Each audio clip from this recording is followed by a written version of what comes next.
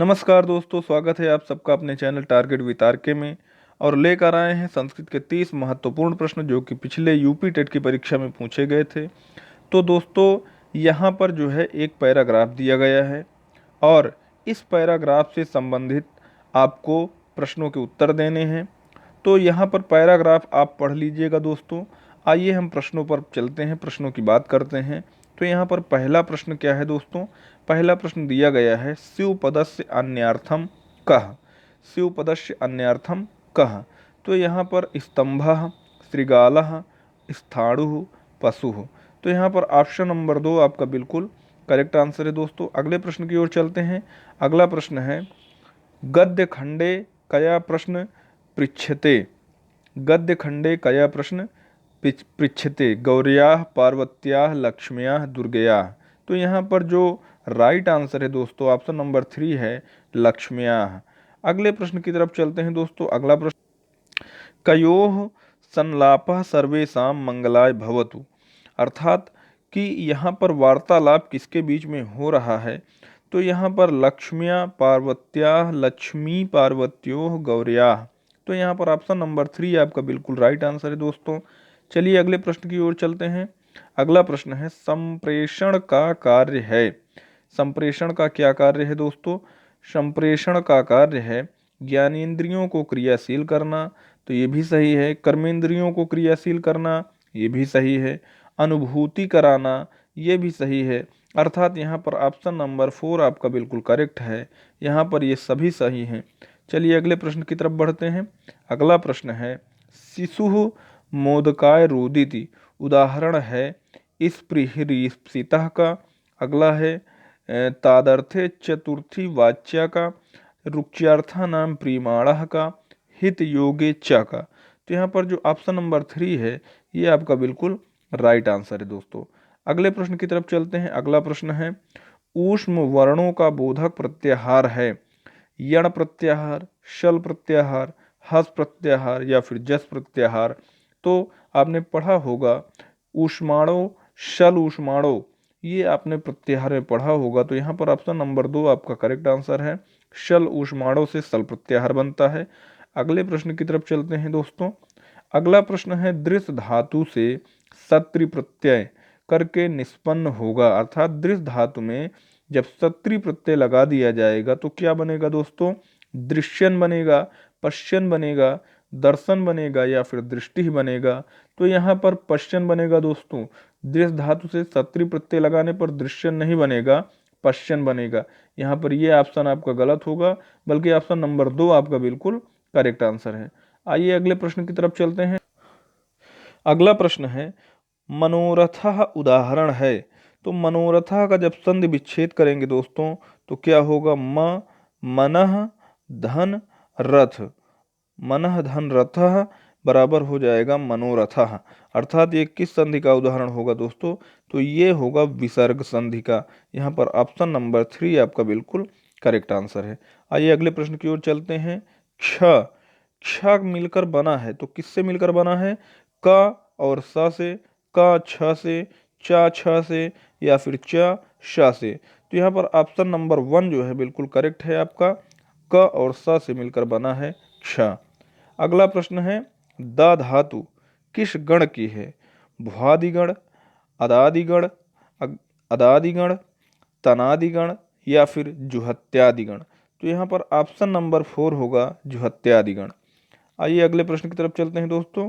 अगला प्रश्न है, मैं बाजार जाता हूँ। संस्कृत में कर्मवाच्य पूछ रहा है, तो क्या होगा दोस्तों?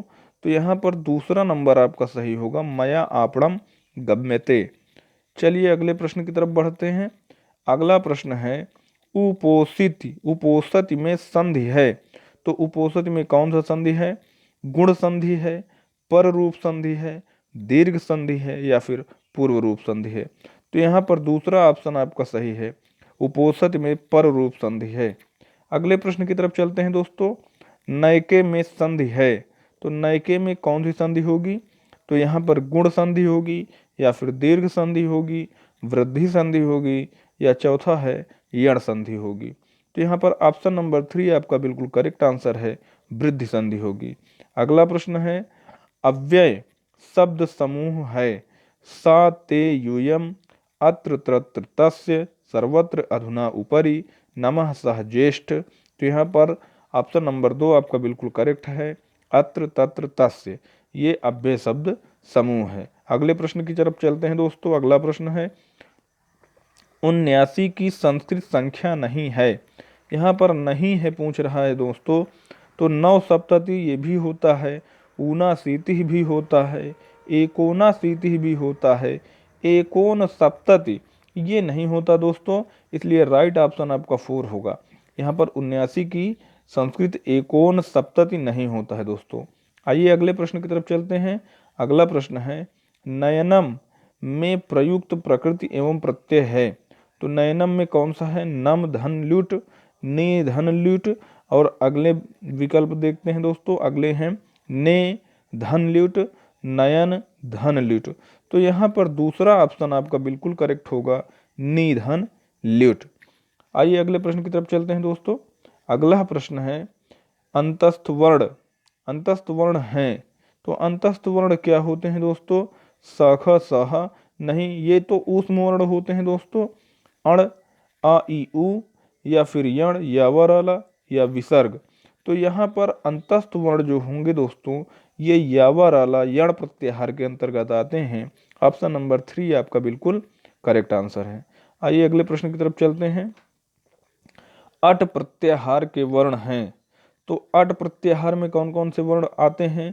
तो आप दोस्तों आयुण, रिलिक, एयोंग, यौज, हैवरट, लण, एम गणनम, झबई, घड़दस, जब गड़दस, खप, चटर, चरतो, कपय, सक्सर, हल, ये माहेश्वर सूत्र हैं दोस्तों, और इन्हीं माहेश्वर सूत्रों से ही प्रत्याहार का निर्माण किया जाता है।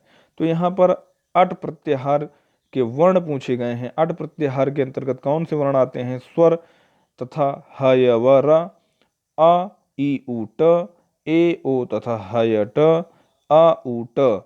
तो यहाँ पर विकल्प नंबर आपका जो सही हो, तो यहाँ पर आपका स्वर तथा ह य व र, अर्थात ये पहला ऑप्शन आपका बिल्कुल करेक्ट आंसर है दोस्तों, यही आपका सही होगा। आइए अगले प्रश्न की तरफ चलते हैं। वसंत ऋतु में कौन सा समास, कौन सी संधि है पूछ रहा है, सॉरी दोस्तों, संधि पूछ रहा है। यण संधि, गुण संधि, वृद्धि संधि, या फिर व्यंजन संधि। तो वसंत ऋतु में यहाँ पर वृद्धि संधि होगा दोस्तों, ऑप्शन नंबर 3 बिल्कुल करेक्ट है। अगले प्रश्न की ओर चलते हैं। पंचगवम में समास पूछा जा रहा है दोस्तों। पंचगवम में कौन सा समास है? तत्पुरुष समास, अव्ययी भाव समास, बहुब्रीहि समास, या फिर द्वंद्व समास। तो यहाँ पर देखिए जो पंचगवम लिखा हुआ है दोस्तों, ये समास किसका होता है? पंचगवम। तो पंचगवम का मतलब यहाँ पर जो है 5 गांवों का समूह दिया गया है, अर्थात द्विगु समास होना चाहिए दोस्तों, लेकिन यहाँ पर द्विगु का ऑप्शन नहीं है। लेकिन आपको ये ध्यान रखना है दोस्तों, ये द्विगु जो होता है ये तत्पुरुष समास के अंतर्गत आता है, इसलिए यहाँ पर ऑप्शन नंबर 1 आपका बिल्कुल करेक्ट आंसर होगा। आइए अगले प्रश्न की तरफ चलते हैं। पितृ शब्द का संबोधन एक वचन का रूप पूछा जा रहा है। हे पितृ, हे पिता, हे पिता, हे पितरः। तो यहाँ पर पितृ शब्द का जो संबोधन का एक वचन का रूप होगा वह बनेगा हे पिता, ऑप्शन नंबर 3। आइए अगले प्रश्न की ओर चलते हैं।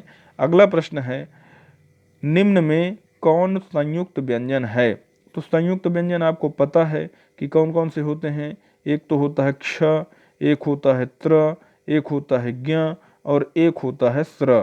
तो यहाँ पर कौन सा है संयुक्त व्यंजन? ज्ञ, अर्थात ऑप्शन नंबर 2 यहाँ पर आपका बिल्कुल करेक्ट आंसर है। अगले प्रश्न में चलते हैं दोस्तों। चाहिए अर्थ में कौन सा प्रत्यय प्रयुक्त होता है? तुमुन, तुमुन प्रत्यय, तब्यत प्रत्यय, त्वतु प्रत्यय, या फिर ल्यप प्रत्यय। तो यहाँ पर दूसरा ऑप्शन बिल्कुल आपका करेक्ट होगा। चाहिए के अर्थ में तब्यत प्रत्यय का प्रयोग होता है दोस्तों। आइए अगले प्रश्न की तरफ चलते हैं। मुझे संस्कृत अच्छी लगती है, इसका संस्कृत में अनुवाद क्या होगा? तो इसका संस्कृत में अनुवाद क्या होगा दोस्तों? अहम संस्कृतम भाति, माम संस्कृतम रुचिकरम, मह्यम संस्कृतम रोचते, मया संस्कृतम रोचते। तो मुझे संस्कृत अच्छी लगती है, इसका जो संस्कृत में अनुवाद होगा वो होगा मह्यम संस्कृतम रोचते। आइए अगले प्रश्न की ओर चलते हैं दोस्तों। अगला प्रश्न है, श्रीमद् भगवद गीता में कुल कितने अध्याय हैं? 15, 18, 20 या फिर 16? तो श्रीमद् भागवत गीता में कुल 18 अध्याय हैं दोस्तों। अगला प्रश्न है, कारक में यदि प्रकृति क्री है तो प्रत्यय क्या होगा? घई प्रत्यय, त्रिच प्रत्यय, ड़बुल प्रत्यय या फिर लुट प्रत्यय? तो यहाँ पर कारक में क्री क्या है? प्रकृति तो क्री है, लेकिन प्रत्यय पूछा जा रहा है तो यहाँ ड़ुल प्रत्यय होगा दोस्तों, ये एक ड़ुल प्रत्यय होता है। यहाँ पर यही ऑप्शन नंबर 3 आपका करेक्ट होगा। आइए अगले प्रश्न की तरफ चलते हैं। अगला प्रश्न है, अव्ययी भाव समास का उदाहरण है द्वादश, अधिहरि या फिर राजपुरुष, पीताम्बरा? तो यहाँ पर कौन सा सही होगा दोस्तों? यहाँ पर ऑप्शन नंबर 2 आपका बिल्कुल करेक्ट आंसर है, अधिहरि।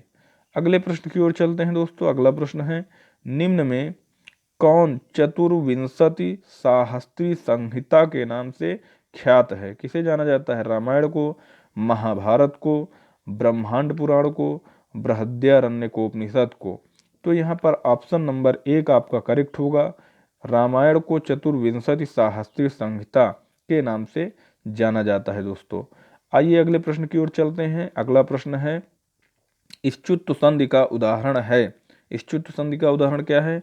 हरिष्टिकते, विद्वान जयंती, तट्टिका, विष्णु स्त्राता?